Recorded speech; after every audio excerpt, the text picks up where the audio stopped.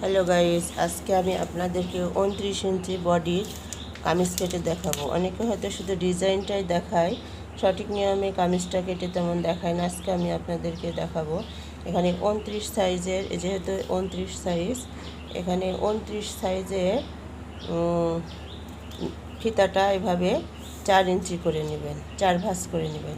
4 ভাঁজ করে যেখানে আসবে ঠিক সেইখানেই, এখানে আমার 7 ইঞ্চি 100-তে এসেছে। ঠিক সেই মাপে ফিতাটা ধরে বডিটা মাপ দিতে হবে। এখানে আমি কাপড়টা আগে মেলে নিয়েছি, 4 ভাঁজ করে সুন্দর করে শার্ট করে নিয়েছি। এখানে আমি গলার পাশটা নিয়েছি, এখানে 2 ইঞ্চি 2 সুত, মোট এখানে নিয়েছি 6 ইঞ্চি। এখানে নিয়েছি 4 ইঞ্চি 2 সুত কম শোল্ডার। আর্মহোলেরটা নিয়েছি 6 ইঞ্চি। আর বডি যেহেতু এখানে নিয়েছি আমি 7.5 ইঞ্চি বডি, 28 ইঞ্চি বডির জন্য একটু বেশি করে নিয়েছি, কারণ বেশি লুজ একটু হলে তাও পরে ফিটিং করা যাবে। এখানে আমি হিপের মাপ নিয়েছি 14 ইঞ্চি। 14 ইঞ্চির মাঝখানে অর্ধেক 7.5 ইঞ্চিতে একটি পয়েন্ট করে নিয়েছি। 7.5 ইঞ্চি থেকে এখানে আমি মাজার মাপ, পেটের মাপটা যেহেতু 28 ইঞ্চি, এখানে আমি 7 ইঞ্চি নিয়েছি, 4 7 28, এখানে একটি দাগ পয়েন্ট করে নিয়েছি। আর মাজাটা যেহেতু 30 ইঞ্চি, 30 ইঞ্চির এখানে আমি 7.5 ইঞ্চি, 7.8 ইঞ্চিতে নিয়েছি, একটু লুজ হোক। আর ঝুলটা, এখানে ঝুল হলো 42 ইঞ্চি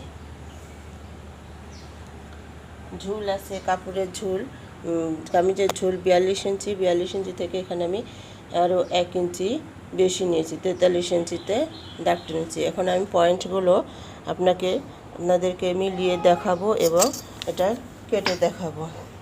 আর্মহোলের থেকে পয়েন্টের হয়ে মিলাই নিতে হবে। এই জন্য পাশ থেকে আরও 1 ইঞ্চি পরিমাণ কাপড় এক্সট্রা নিতে হবে। আমি এক্সট্রা 1 ইঞ্চি কাপড় নিয়ে নিলাম। ওটা দাগটা টানা হয়েছে। এখন আমি এখানে পুরো দাগটা টেনে নেব।